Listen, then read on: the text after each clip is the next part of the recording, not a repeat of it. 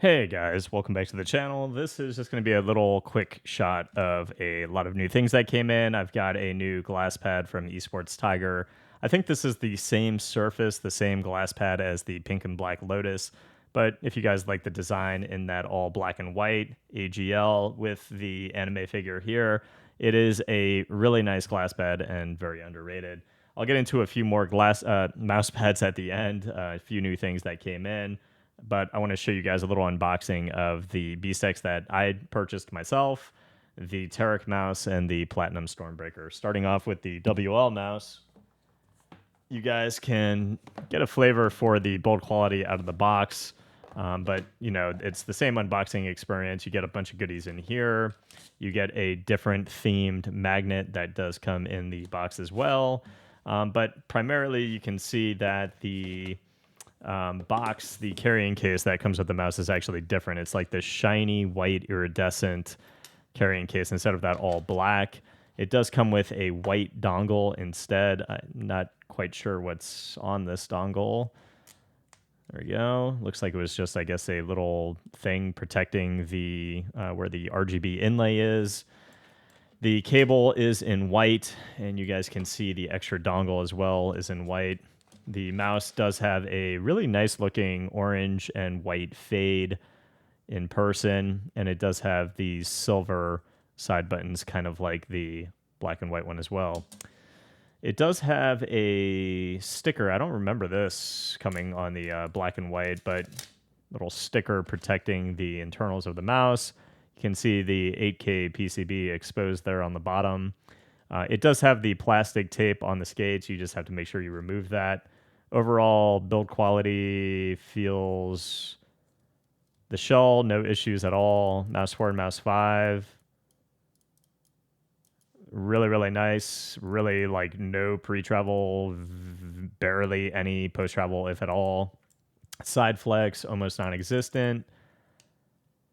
No switch grind. Scroll wheel feels nice. Mouse 3 spammable.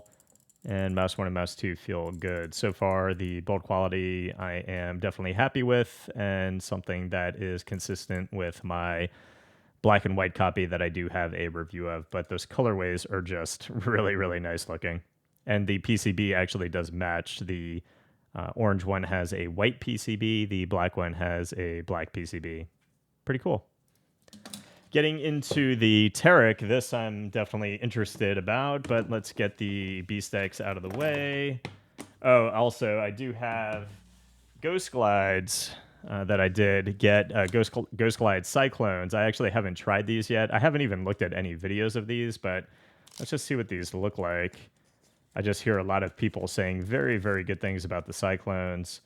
To me, they look pretty similar to the Obsidian Pros, but I'll have to definitely give these a try. But you guys can see they are these little tiny black dot PTFE skates. Again, pretty reminiscent looking to the Obsidian Pros, but we'll see how they perform in comparison. I'll get those to the side, and let's go ahead and get to the Tarik. This came in today. All of these I have not tested the build quality of yet, so we're kind of unboxing these and checking them out in real time. The colorway out of the box, it definitely looks very clean. It almost looks like an old Cadillac, like an old Escalade, or excuse me, an old like Cadillac Eldorado. Just like a very clean looking paint job here. You can see you've got the white little accents on top. Scroll wheel feels good. Sounds like a little scratchy scrolling it up and down, but overall feels good. Mouse 3 spammable. The side buttons have a little bit of play, like if you grab onto them, but not nearly as bad as the one that I recently had. They actually feel really nice. They feel very crispy and tactile and have like a nice little light crisp click to them. Mouse 1 and mouse 2 actually feel very good. It seems like the side play has actually been buttoned up a lot on mouse 1 and mouse 2, which is great. Scroll wheel looks really good. Overall, mouse 1 and mouse 2 actually feel very consistent too, from the bottom of mouse 1 and mouse 2 all the way to the top. Feels really nice out of the box. And overall, just no glaring issues on this copy. The top shell moves a little bit when you touch it towards the top above mouse 4, but overall, I just never going to feel that in game. It actually has a nice texture to it, too. It's a little bit different than the black one. To me, it feels a little bit grippier, but I don't have a black one here to direct compare. But it does feel like it has a little bit better texture, except the side is a little bit still on the more slippery side, but the top actually feels like it's got a little bit better grip to it. I'm actually pretty happy with this out of the box. And same puck and same black cable. Let's see if any of the goodies are different. Looks like you actually do get new grips. They are still look very thin. They are very, very smooth feeling, but you can see they are in white and they have a light blue Tarik signature there on the side grip. Looks pretty good though. Okay, getting to the next thing that came in. This is the Nacho Customs Arbiter keyboard collab. I can't show this to you guys yet. It is something that's going to be releasing on Friday. And I've looked inside. It looks really good. I think a lot of people are going to like the aesthetic of it. But you guys will see more of this on Friday. Getting to the StormBreaker here. Again, have not opened this yet. I did remove the little plastic barrier though. Overall, the aesthetic there just looks super, super clean. The puck is colored in that platinum colorway as well. You do get that screwdriver still to move the sensor there, the sensor position. Looks, I don't remember that on the bottom, like the little ruler there showing you the difference in location of the sensor. That's a nice touch if that's new. But overall, in terms of the changes, let's just take a look here too, what's in the box. Looks like you get a new set of grips, which is nice. The little manual. I think one of the main differences is the mouse does go to 4K now instead of only 2K. But just matching it up with the keyboard on like a nice black and white looking mouse pad, I think it looks really good. Mouse 1 and mouse 2 are definitely buttoned up. They feel easier to click, nice, light, very crispy. Mouse 4 and mouse 5 are still very crisp, but I feel like they might be ever so slightly lighter than the original as well. Feel actually quite good, but you can just hear how crispy those are. And mouse 1 and mouse 2 again. Overall build quality, sides have, they're not budging at all. Side flex mouse 1 and mouse 2, literally almost non-existent. Scroll wheel is, it kind of like looks like it's a little to the right, but it is an ergo mouse, so it's kind of like to be expected. But the scroll wheel is platinum as well, looks pretty cool. Mouse 3 is very spammable. Pre and post travel, there's like barely any pre-travel because of like that extra tension to hit mouse 4 and mouse 5 with how crispy those are. And post travel, literally non-existent. Overall, feels really nice and buttoned up over the originals, and just hunkering down and applying a lot of downward pressure. I saw some issues on Twitter, but I'm pushing literally as hard as I can in this position with my palm down. And I don't have any issues whatsoever.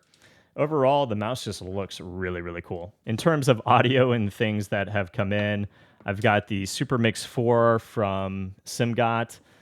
This is, I think, one of the more enjoyable SimGot IEMs. It is something that I think performs so far very close to the EM6L, a little bit better in some titles, and very, very close to the EM6L in Apex. Overall, I think it's a really nice job, really interesting set of drivers, one DD, one BA, one planner, and one bone conduction driver.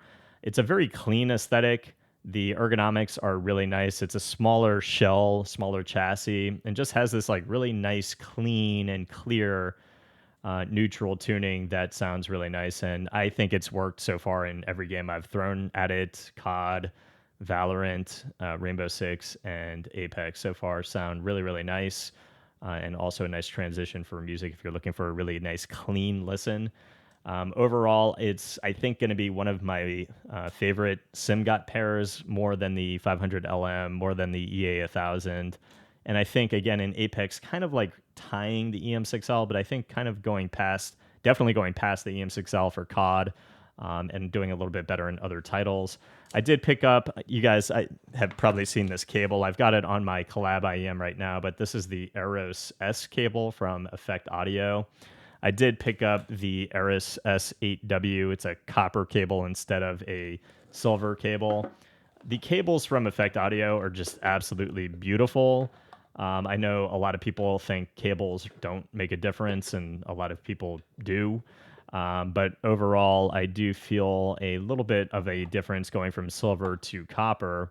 But just the quality of the cable is absolutely beautiful. You can see those strands there, just a really, really nicely done IEM cable. And I'll be testing this with a lot of the IEMs that I'm going through recently. Got the DT770 Pro X as well. I'm going to be testing these and getting a review out pretty soon. But for IEMs, what I'm working on a SimGot comparison between the 500 LM, the 1000, the Super Mix 4, and the EM6L. And then in terms of mouse pads, I've got a lot. I'm going to get you guys a little video covering the Dash 2. I think it's a really nice pad. It definitely feels as though it's got authentic Poron. The base is really unique and cool. It's just got the Fnatic inlays there. But overall, it has been a very enjoyable pad to use and very well performing. I do have the new Tang Dao in that special edition. Looks absolutely beautiful if you like red mixed with golds. I've talked about the Tang Dao a lot. I think it's one of the best control pads. I did get in the Coruscant Samurai, which is a really unique texture. I'm actually really excited about this one. I'm going to be putting a lot of time into this and getting a little video out when I can. You can see the white stitching as well and the minimalistic samurai design there. I got that new Soku Kaizen Pro. This is a pretty nice pad if you like the design, which I do. It's got those very vibrant colors, really nice, but the texture, the textile is more of like a basic, kind of like a very OEM feeling fabric, but overall mixed with the foam, the design, it actually does look quite cool and does perform fairly well. The Fire Starter from Dornfinger, this thing is actually really nice. He is a lover of the Raiden and has been trying very hard to best the Raiden, and I think he's getting very close. This is a super, super nice pad, very smooth, kind of feels like a Raiden and or that one pad that came from Lamzu.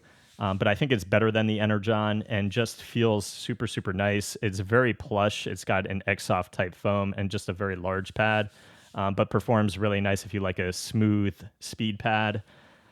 I've just got the Artisan Zero here because I did get in the Shiva, which is a mouse pad that a lot of people have been enjoying. It's kind of like a Zero esque pad. I have got to put a lot of time into this, but overall the stitching is absolutely beautiful. The foam density is really nice, feels like an Exoft, and just going from the Zero to the Shiva, it feels like it might be ever so slightly faster, but I might just have to break it in. But overall, super close to the Zero and just feels like a very quality pad. And then one of my favorite pads recently, the Neptune Pro in Soft, is just like, this to me is quite possibly my GOAT pad, which was previously the Raiden Exoft, but the Neptune Pro in Soft just feels so good. It is scary how much I actually enjoy this thing. Can't really stress it enough. I think this one deserves its own video, so I'll probably get one out soon, but just a performance beast if you like a very durable, very solid feeling speed pad. I do have the Gecko pad. Really, the thing that this has going for it is just its base, which is, I think, something that a lot of people are used to now on a lot of different pads. It just sticks like hell.